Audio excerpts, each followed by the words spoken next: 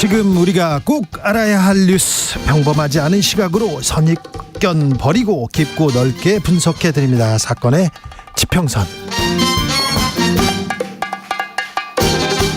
주진우 라이브 이슈팀장 김한 한결의 기자 어서 오세요. 안녕하세요. 법조팀장 손정혜 변호사 어서 오세요. 안녕하세요. 손정혜입니다.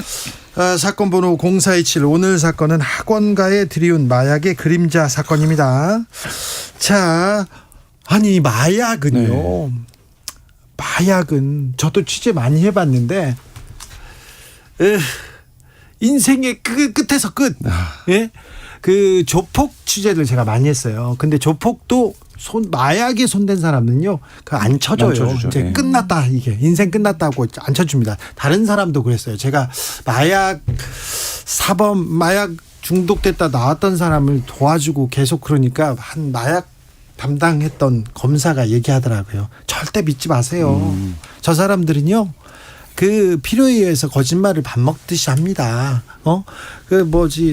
우물에서 어디에서 물에서 꺼내주면 보따리 내놓으라고 반드시 합니다 하면서 그 얘기를 하던데, 물론 다 그렇지 않고 사회로 돌아오는 그런 시각, 그런 사람도 있고 그렇게 만들어야죠. 그런데 지금 나오는 마약 뉴스는 매우 심각합니다. 먼저 사건 개요 김한 이슈팀장이 브리핑합니다. 네, 저도 애를 키우는 입장에서 뉴스 봤을 때 굉장히 충격적이었고 많은 분들 놀라셨을 텐데요. 학원가에서 네, 그렇습니다. 대낮에 마약을 뿌려요. 네, 그것도 아이들에게 이거 먹으면 집중력이 좋아진다. 이렇게 이제 하면 그 학원에 다니는 애들은 집중력에 집자만 들어도 솔깃해할 수밖에 없거든요. 또 솔깃해요. 네. 저는 주의 산만 정서불안 어렸을 때부터 그랬거든요. 그래서 이 아이들에게 이제 굉장히 병을 보면 어른들이 보면 조잡하게 생긴 병이에요. 그래요? 앞에 상호도 좀 조잡해 보이고, 근데 아이들은 이 약 먹으면 집중력 좋아진다고 공부 하니까, 잘한다고 하니까. 네, 받아 먹은 거죠. 그래서 이 약이 근데 뭐였냐? 필로폰이 섞인 음료였습니다. 근데 이 일당들이 후에 어떻게 했냐? 이 아이들의 학부모의 연락처를 알아내서 전화를 겁니다. 당신의 아이가 마약을 먹었다. 내가 이거를 신고할 수 있는데 신고 안 할 테니 나한테 돈을 내라. 이렇게 합니다. 그러면 애 키우는 부모 입장에서는 당연히 이게 덜컥하죠. 그리고 또 애 귀찮아지고 그렇죠. 앞날에 또 네. 문제라도 될까봐 생기부에 또 이런 말 그렇죠. 들어가면 네. 좋을 거 없잖아요. 그리고 우리 아이가 마약, 이게 너무 충격적이잖아요. 잘 연결이 안 되는 말들인데 그런 상황이 된 겁니다. 근데 경찰이 수사를 해보니까 이들이 마약 음료 제조, 전달, 시음 행사, 협박, 이 과정이 전부 철저한 역할 분담 속에 이루어졌고, 요새 저도 사건 취재를 하다 보면 많이 듣는 얘기인데, 이른바 이제 보이스피싱 범죄 수법이 거의 모든 범죄에 적용이 돼서 서로가 서르는 단계에서 하나의 범죄가 이루어지는 이런 과정이었고, 이게 이제 타인에게 몰래 마약을 줘서 중독자로 만들거나 마약을 했다라는 걸로 협박하는 이런 범죄입니다. 처음에는 마약의 진입 장벽을 낮추기 위해서 싸게, 그리고 이게 편하게 막 줘요. 그리고 나중에 이제 그렇죠. 이게 굉장히 헤어나올 수 없으면 그때부터는 엄청난 대가를 치르는데, 자, 법조팀장 손정혜 변호사님 질문이 있습니다.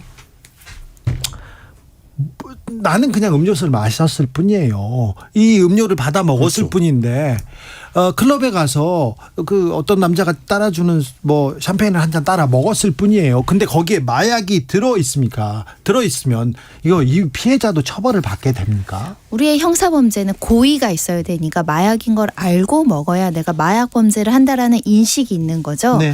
그럴 경우에만 처벌하지, 이제 과실범, 오히려 이제 마약으로 인한 피해자 같은 경우는 처벌하지 않는다는 건 명확합니다. 내가 고의가 없었어요. 이거를 또 증명하기가 막 어려울 수도 있잖아요. 이게 이제 이런 거죠. 실제는 고의가 있는데 딱 적발이 돼서 마약 성분이 검출되면 하나같이 거짓말하는 거죠. 다 그렇죠. 저 난 강제로 몰랐다고 먹였고 몰랐어요. 네. 그러다 보니까 진짜 속은 것인지 알고도 지금 발뺌하는 것인지가 이제 수사기관에서 해야 될 역할인데요. 네. 일반적으로 이제 이렇게 강제로 먹이고 나서 이제 성범죄로 연결되거나 이제 절도라든가 경제적인 이익을 취득하려고 강제로 먹이거나 나중에 계속 판매하려고 이제 미끼를 던지는 거죠. 이런 정황이 드러나면 피해자이구나, 그리고 동종 범죄의 전력이 있는가, 이런 걸 종합적으로 고려해서 처음이고 속아서 먹었는 걸 인정해 줄지 말지를 검토하는데 굉장히 애매한 사건도 굉장히 많고요. 요즘에는 남자들 같은 경우는 숙취 해소제다 해가지고 병으로 탁 준다는 거죠. 요즘 숙취 해소제가 알약으로도 나오고 젤리도 나오고 사탕도 나오고 별게 다 다 나오니까 아, 그래요? 그걸 둔갑해서 이제 그걸 마약 형태 젤리나 사탕으로 주는 경우도 있다는 거예요. 네. 남성분들도 조심해야 되고. 변호사님도 조심하셔야 돼요. 아, 네. 술자리가 많으신. 그래서 요즘에 걱정이 예전에는 왜 술병을 꼭 미국 영화 보면 들고 다니잖아요. 네. 얘네들 무겁게 왜 들고 다니나. 자기 술을 들고 다니나. 근데 이제 술을 안 들고 다니면 내 술잔에 무엇인가를 내가 화장실 갈 때 넣을 것인가에 대한 염려가 이제 이미 영미계는 퍼져 있었고 이제 네. 우리나라도 누가 낯선 사람이 주는 거는 못 먹는 시대가 돼버린 거죠. 아, 그래요? 예, 일단 여자들 같은 경우는 이제 다이어트 약이다 속여서 먹이는 경우가 상당히 많다라고 합니다. 네. 그리고 이제 학생들 같은 경우는 아까 말씀드린 집중력. 것처럼 집중력, ADHD 뭐 이런 거 뭐 또는 건강에 좋은 건강 음료에다 속여서 먹는 경우가 많아서 실제로 속여서 먹는 경우도 있고 아는데 속은 것처럼 위장하는 하는 경우도 사건들도 있습니다. 자, 그런데 네. 이런 사건이 벌어지면 좀 수사를 좀 잘해가지고 네. 좀 처벌을 세게 하면 좀 효과가 있지 않을까요? 그러니까 이제 그 부분에서 이게 엄벌을 해야 된다라는 목소리가 높은데 일선 경찰들은 마약, 그러니까 지금 말씀하신 대목인데 제가 이제 마약 수사를 꽤 오래 했던 형사랑 얘기를 해보면 굉장히 이게 수사가 어려운 거예요. 왜냐하면 주머니에서 마약이 나와도 이게 왜 여기 있지? 이렇게 나온다는 거예요. 아, 그러면 다 그렇죠. 네, 그러면 그 마약이 그 주머니에 들어간 경로를 또 입증해야 되는 게 수사기관의 입장이기 때문에 사실 이제 마약 수사범들 사건의 경우에 굉장히 수사가 어렵고 양 두 줄 나와도 계속 부인해요. 네. 저도 모르겠다 그러고 네, 자기는. 저도 그 경찰들 따라서 강력반 형사들하고 같이 동행 취재를 했었어요. 사실은 증거나 뭐 정황을 제가 이렇게 주고 네. 야, 저 잡으러 가자 이렇게 해서 연예인 마약 사건도 여러 하고 그랬었는데 그런데요. 네. 끝까지 부인합니다. 부인하는데 그 부인을 막을 이 거짓말을 막을 그런 증거를 들고 가지 않으면 무릎을 꿇지 않습니다. 그렇습니다. 그리고 지금 문제가 되는 게 이른바 이제 몰래 마약을 투여하고 그거를 협박을 하거나 아니면 2차 범죄를 저지르는 행위인데 네. 이거에 대한 처벌 규정은 양형은 너무 약한 거는 사실 맞는 것 같아요. 안 되죠. 네, 우리나라에서는 이 경우에 집행유예 나오는 사건들이 꽤 있거든요. 그러니까 여기는 늘 그런 양형 가명 사유가 붙습니다. 뭐 초범이고 반성하고 있고 뭐 등등등의 사유가 붙는데 아니 그럼 판사님 앞에서 반성하지 그럼 판사님 앞에서 아유 잘했어요 저 마약 아유 한번 보냈습니다 맞습니다. 뭐 잘못했습니다 네. 그런 사람이 어디 있습니까? 그리고 특히 마약 범죄는 걸린 게 처음이지 늘 다 처음이라고 하는데 처음이 아니라고 하는 경우가 맞아요. 굉장히 네. 그러니까 이래서 영국이나 이런 나라에서는 이렇게 이른바 이제 이거를 마약계 은어로 퐁당 마약이라고 부르는데 던져가죠. 예, 이런 경우에는 징역 10년에 처벌이 가능하고 미국은 동의 없이 누군가의 마약을 먹이고 2차 범죄를 저지르면 뭐 징역 20년을 가중 처벌하는 이런 그 조항이 있는데 우리도 좀 처벌을 강화해야 된다 이런 얘기는 징역 계속 나오고 10년, 있습니다. 20년 나오는데 우리나라는 집행유예 이 양형이 너무 좀 다르네요. 그래서 지금 입법 법률 개정안들이 이제 발의되고 있는 실정입니다. 실제로 이제 우리나라 같은 경우는 마약을 속여서 클럽 같은 데 먹여서 성범죄한 경우에는 이 마약을 먹인 행위 자체는 이제 마약을 소지했다. 그럼 1년 이하 뭐 이렇게 되어 있거든요. 그러면 그거에다가 이제 성범죄를 이렇게 처벌하는 건데 아예 강제로 먹인 것까지도 중형으로 3년, 5년 이렇게 규정을 하면 오히려 피해자들이 협박받는 일이 별로 없어지죠. 자기가 강제로 먹여놓고 너 마약 먹었으니까 신고하면 너도 어떻게 된다 이렇게 보통은 신고를 회피시키거든요. 네. 압박해서. 그렇죠. 근데 마약을 먹이는 그 자체가 중범죄가 된다면 이럴 중범죄죠. 일이 와. 줄어드니까 예. 그래서 이 부분에 관련해서 강력하게 처벌하자. 뭐 5년 지금 미성년자한테 강제로 먹인 경우에는 5년 이상의 유기징역형에 처해질 수 있고요. 예. 뭐 대마 같은 경우는 2년 이상으로 규정되어 있는데 미성년자도 마찬가지로 높일 필요도 있지만 성인에 대해서 마약을 강제로 먹이는 것은 사실은 이게 중독성에 따라서는 이 한 번이 인생을 좌지우지할 수 있는 큰 맞아요. 범죄잖아요. 그러니까요. 인생을 파탄낼 수 있는 매우 중한 범죄예요. 그래서 이 부분에 대한 개정 꼭 필요하다는 목소리가 높습니다. 네. 그런데 요즘이요 미성년자 마약 사건이 계속 들려옵니다. 감기약을 먹고 뭐 비틀거렸다 그런 네. 뉴스도 전해주고 그랬는데 왜 그럴까요, 변호사님? 굉장히 심각한 문제인데요. 실제로 이 청소년이 그 마약 사범만 10년간 13배가 늘었다는 건데 이것도 통계적으로 확인된 수치이죠. 확인되지 않고 은밀하게 이루어지는 것까지 하면 굉장히 심각한 수준이다 이렇게 보셔야 될 것 같고 더 놀라운 거는 여성에 대한 범죄, 여성 미성년자들에 대한 마약 범죄도 굉장히 늘고 있다라는 겁니다. 연령이 낮아지고 있고요. 마약 성범죄로 또 이어지고요. 네, 처음 접하는 그 나이가 굉장히 낮아지고 있다는 게 문제인데 특히 성장기의 10대들의 뇌는 훨씬 더 민감한 민감해서 이 마약을 한번 접했을 때 이 폭발력과 중독성이 훨씬 크다는 거예요. 저도 좀 물어봤어요. 저도 모범생은 아니었어요. 그런데 중고등학교 때 이런 좀 선이 있었습니다. 예전에는요. 그런 뉴스가 많이 나왔죠. 본드. 네. 가스 막 이렇게 얘기하는데 그런 거 하는 친구들은 불러다가 제가 혼내고 그랬습니다. 그런데 이런 거는 하면 안 된다 했는데 요즘은요. 마약을 중고생들이 힙하다고 생각한대요. 외국에서 영화 보니까 대마하더라, 멋있더라 이렇게 생각하는 것 같은데 그거 굉장히 위험한 일인데 이거 맞습니다.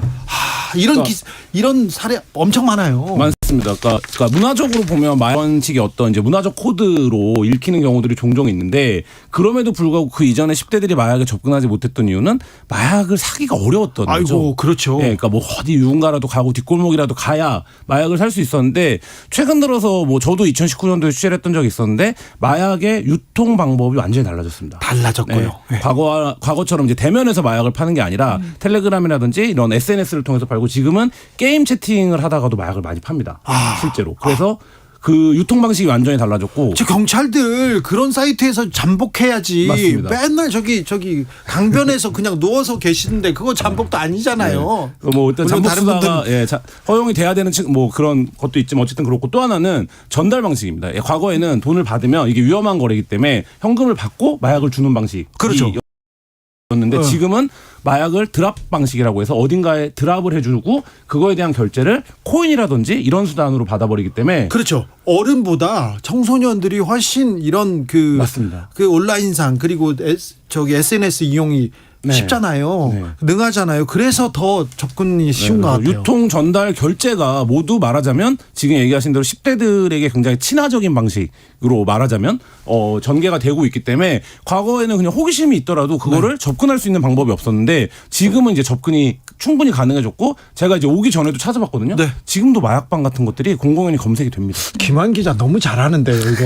관심이 많은 것 같습니다. 사실 자식 키우는 분들은 요즘에 굉장히 걱정이 많은 게 그렇구나. 학원가에서 음료수 사건 터진 이후로 경각심이 굉장히 높아져서 학원에서도 뭐 모르는 사람이 뭐 주면 먹지 말라 하지만 사실 그게 아주 원초적인 접근이고 사실은 청소년들이 스스로 구해서 자기가 먹고 친구들과 또래 집단끼리 이걸 공유한다라는 데가 문제가 있고요. 예. 원래 마약 굉장히 비쌌잖아요. 예, 아주 너무 비싸죠. 다양한 그 마약이라고 불리기도 애매한 향정신성 의약품이 다까지 이름으로 또 싸게 유통되거나 의약품인데 조금 그 불법 유통되는 것들은 또 손쉽게 구하거나 싸게 구할 수 있으니까 이 미성년자들이 접근할 수 있는 유통 경로가 너무 많아졌고 어른들로서는 너무 걱정이죠. 왜냐하면 인생에 살면서 말씀하신 것처럼 한 번 정도 일탈할 수 있죠. 호기심을 할 수 있는데 이건 안 돼요. 그게 마약이라는 건 너무나 치명적인 결과다 보니까 네. 우리가 이걸 어떻게 대처해야 되나 정말 어른들이 머리를 맞대야 되죠. 저희 애들이 초등학교를 다니는데 초등학교에 얼마 전에 공문으로 왔습니다. 애들한테 가정통신문으로 낯선 사람이 주는 음료, 젤리, 사탕 이런 거를 먹지 마라. 네. 뭐 이렇게 오는데 이제 저희는 타인이 너에게 호의를 베풀 수도 있다 이렇게 가르치잖아요. 근데 이제 그게 안 되게 된 거죠. 어른들도 숙취 해소제라고 술 먹고만 먹는데 애들은 막 맛있게 생긴 사탕 똑같이 만들면 그게 사실은 먹죠. 굉장히 사실 그렇게 제가 볼 때는 성교육 굉장히 열심히 하고 폭력 예방 교육 열심히 하는데 그에 맞는 마약 예방 교육은 안 하고 있거든요. 해야 돼요. 실정에서 이것도 해야 될 것 같습니다. 꼭 해야 돼요. 지금 마약 예방 교육 필요합니다. 그런데요. 저는 이런 생각해봐요. 주로 마약 얘기하면은 재벌가 2세들 그리고 연예인 이렇게 나오는데 그 사람들 막 집행유예 받거든요. 그 다음에 뭐 반성합니다 이렇게 하고 그리고 뭐 한 번 두 번 안 가고 막 그러는데 그런 부분에서 사회적 경종을 좀 물려야 되는 거 아닌가? 맞습니다. 그런 부분에서 이제 지금까지 마약 이제 처벌 수위가 워낙 낮았기 때문에 양형 자체를 강화해야 된다. 물론 모든 범죄가 양형을 강화한다고 해결되는 건 아니지만 그게 기본적으로 필요할 것 같고 말씀하신 대로 몇몇 사건 벌써 떠오르잖아요. 버닝썬 사건 같은 거 생각해보죠. 그러니까 그때 연루됐던 연예인들 마약하고 마약 권하고 동영상 찍고 했는데 다 얼마나 받았습니까? 마약으로는 거의 처벌 안 받았어요. 그렇죠. 그러니까 그런 부분들을 보면 이게 뭐 그렇게 대단한 일이 아닌가 보다 사회적으로 그냥 한번 자숙하고 무리를 일으켜서 죄송하다고 하면 끝나는 일인가 보다 이런 생각을 당연히 10대 청소년들이 할 수 있는 거고 그럼 이 부분들에서 우리가 이른바 이제 말하자면 법제도를 운영하는 기강을 잘못 잡아왔다 이런 평가는 충분히 가능할 것 같습니다. 서승화님께서 양형에 0이 하나씩 빠진 거 아닙니까? 이렇게 얘기합니다. 과거에는 사실은 마약을 유통한 사람, 수출입한 사람 좀 엄하게 해도 개인이 범죄를 저지른 건 어차피 피해는 너에게 돌아가고 너 인생이 망가지니까 강하게 처벌하지 않는 추세가 일부 있긴 했거든요. 네. 근데 문제는 그러다 보니까 지금 한국이 마약의 청정국인 걸 넘어서 마약의 오염국인데 문제는 마약 사범에 간대한 나라가 된 거죠. 그러니까 전 세계에서 외국인 들어올 때 우리 중간책으로 한국을 통과하던가 한국인들 섭외해가지고 지금 마약을 공급하는 일까지 생기거든요. 적어도 마약 공급하고 유통하고 특히 미성년자들에게 판매하는 사람들은 세계적인 추세에 맞는 양형이 필요한 시점입니다. 네. 일단 한번 실수로 그다음에 한번 피해를 본 사람들은 이렇게 뭐라고 해야 되나요? 예방 프로그램 좀 치료를 해서 사회로 맞습니다. 이렇게 받아들여야 됩니다. 사회에서 안아줘야 되는데요. 그런데 이게 마약을 던지고 누구한테 몰래 보내고 막 이런 거는요. 처벌해야죠. 처벌해야 되는데 아무튼 무섭습니다. 아무튼 무서워요. 어떻게 네. 청년들 미성년자들이 지금 마약을 가지고 지금 자기네 문화라고 트렌드라고 힙하다고 이렇게 얘기 나오는 것 자체가 지금 굉장히 위험한. 그러니까 20대 청년들 중에 클럽에 다니는, 그러니까 순수한 의도로 클럽에 다니는 사람들 중에 나 그거 약 던지는 거 본 적 있다. 무슨 뭐 이벤트나 뭐 굵직하게 사람들 많이 오는 날 이런 기억들 갖고 있는 사람들이 굉장히 많아요. 클럽에서요? 근데 이제 이게 어떤 문제냐면 굉장히 쌉니다. 그 약들이 실제로 가격. 그리고 제가 텔레그램에서 마약 파는 방을 취재할 때 보면 진짜 청소년들 살 수 있는 금액으로 소량을 쪼개서 팔아요. 처음이니까. 네. 그러니까 그 부분들이, 그러니까 이 가격의 허들도 굉장히 낮아졌고 구매를 할 수 있는 방법도 다양해진 거. 이 부분에 대해서 수사기관이나 수사력이 좀 집중적으로 투자를 해서 막는 게 필요합니다. 사실 우리 마약에 대해서 실시간 신고하고 감시하고 보호한다라는 관심을 가져야 이게 예방이 되죠. 이 상태로라면 사실은 퍼져나가는 것이 순식간입니다. 일반 가정주부부터 사실 곳곳에 마약에 중독되어 있는 사람들이 많다고 하는데 무조건 처벌할 거야. 이건 엄벌해야 돼. 그러니까 세계에 못 나오고 치료를 못 받고 있는 사람들도 있거든요. 네. 그래서 전반적으로는 마약에서 벗어나오고 싶은 사람들의 길도 열어줘야 될 것 같습니다. 손정혜, 김한 두 분 감사합니다.